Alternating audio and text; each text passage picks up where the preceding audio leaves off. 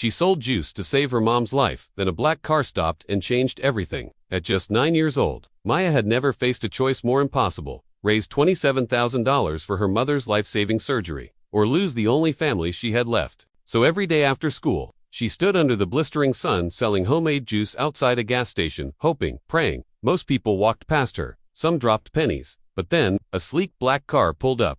The door opened, and out stepped a man no one expected. What happened next would turn a forgotten girl's story into a headline and change lives forever.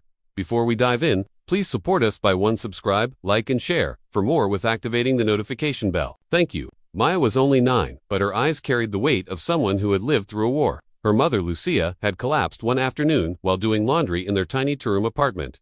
The diagnosis: heart valve failure. The solution: a surgery that cost more than they could ever imagine. The hospital had given them 90 days to come up with $27,000. Insurance. They didn't have any family.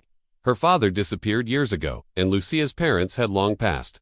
That left Maya alone, broke and desperate, so she did what any child with love in her heart and hope in her veins would do. She got to work. With a plastic table, hand-squeezed juice in washed-out water bottles, and a cardboard sign that read, "Homemade juice for mom's surgery, $1." Maya set up shop every day after school near a rundown gas station on the corner of Oakwood and 9th. The first day, she made $6.75. The next, $10.13. People mostly ignored her. Some looked guilty and walked faster. One man even shouted, "This better not be a scam," before storming off, but Maya never yelled back. She smiled, she hoped, and she kept squeezing oranges. One woman dropped a bag of overripe lemons and said, "Good luck, sweetie," before hurrying off. A delivery guy gave her a few quarters and a protein bar. Slowly, Maya's presence became familiar, like a silent symbol of resilience. At home, her mother tried to argue with her about missing playtime and rest, but Maya always insisted. "It's just juice, Mama," she'd say. Juice and love. Lucy didn't have the strength to fight it. Her heart was weakening, her body slowing. She'd cough all night and cry when Maya wasn't looking. Still, Maya believed, because her mom had told her once, "Even if the whole world walks away, your love will still stand." And so, every day, rain or shine, Maya stood. It was a Wednesday, thick with summer heat. Maya's plastic table had begun to warp from the sun. Her jug was half empty, her shirt stuck to her back, and her legs ached from standing. She'd made only $2 that day, and her throat tightened with quiet frustration. A bee buzzed around her jug, and the sidewalk sizzled. Just as she began packing up, a deep mechanical hum approached from around the corner. A black Rolls-Royce Phantom. It cruised slowly, stopping directly in front of her stand. Maya's heart pounded. She'd never seen a car like that in real life, only in movies and rap videos. The vehicle was spotless, elegant, and intimidating. The silver grille gleamed like armor.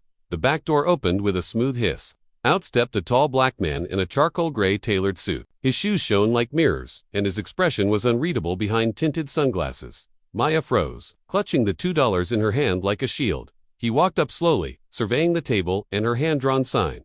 "What's this?" he asked. Voice, deep, calm. She cleared her throat. "Juice, $1." He looked at her for a moment that felt like hours, then removed his glasses and crouched down to her eye level. "Why are you selling it?" Maya bit her lip. "For my mom's surgery." Her heart's single quotes broken. The man looked past the table, scanning the empty sidewalk. "And where is she? At home. Sick. She can't really stand much." He nodded slowly, eyes softening. Then, he stood up, reached into his pocket, and pulled out a thick leather wallet. But instead of money, he placed a sleek black business card on the table and said, "I'll be back tomorrow. Don't move your stand." Then he got into his car and drove off without another word. Maya stared at the card. Victor Harrow, CEO, Harrow Global Medical Foundation. She held it like a treasure, her hands trembling. That night, she barely slept. Her mother asked about the card, but Maya only smiled and said, "I think someone kind is coming." She didn't know it yet, but that moment marked the beginning of everything changing. The next morning, Maya didn't go to school. She stood at her table, her mother unaware, her stomach full of nerves instead of breakfast. At exactly 10 a.m., the black Rolls-Royce pulled up again. This time, Victor stepped out, holding a clipboard and a laptop bag. "I want to see your mom," he said simply. Maya hesitated. No one had ever come to their apartment before, not even friends. But she nodded. She packed up her stand, led him 3 blocks to their apartment, and quietly opened the door. Lucia was lying on a couch, pale and coughing. She sat up, startled. "Maya, who is?" Victor raised a gentle hand. "I'm here to help, if you'll allow it." Lucia blinked, unsure if she was hallucinating. Within 10 minutes, Victor had called one of the top cardiac surgeons in the state. He covered the consultation, transportation, and hospital fees up front. Maya and her mother sat speechless as Victor spoke over the phone.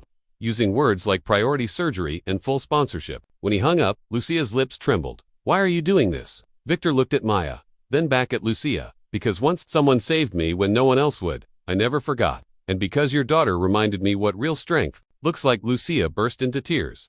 Maya climbed into her lap and sobbed with her. The tiny living room filled with something it hadn't seen in months.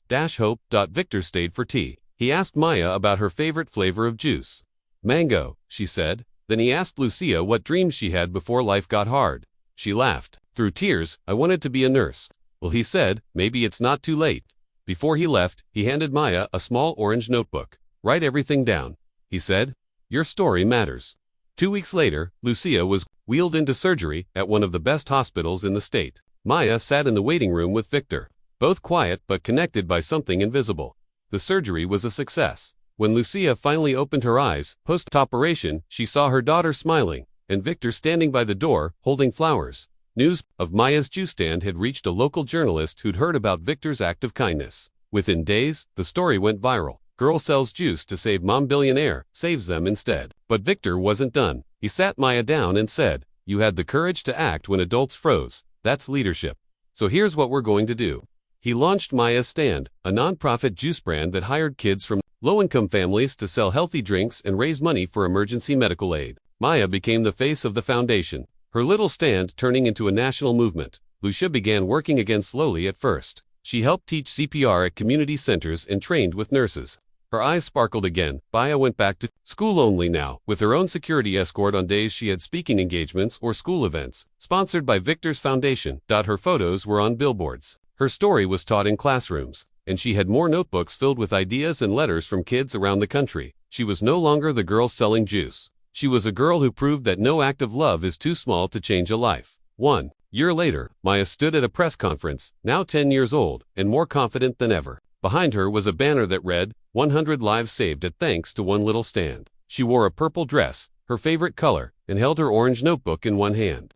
The media watched her every move. Behind her sat Victor, beaming like a proud uncle. Maya shared the stage with doctors, children, and a few moms who were alive today because of the funds her foundation had raised. Her voice trembled only once when she spoke about her mother's heartbeat. But as the cameras flashed, Maya looked down from the stage and noticed a little boy on the curb shy, holding a plastic bag with bottled water and a sign, "Selling water to save my sister." Without hesitation, Maya whispered something to Victor, stepped down, and walked over. She knelt and smiled at the boy. "Hi, what's your name?" he stammered. "Aaron, can I help you sell these?" she asked. He nodded, confused. She bought one and held it up to the crowd. "Let's make sure Aaron doesn't have to stand here alone." The media turned. The crowd moved. Victor smiled. Later that evening, Maya wrote in her notebook, "The world doesn't change through noise. It changes through love, one glass, one hand, one heart at a time." Because when a little girl sold juice to save her mother, she didn't just save a life, she started a movement.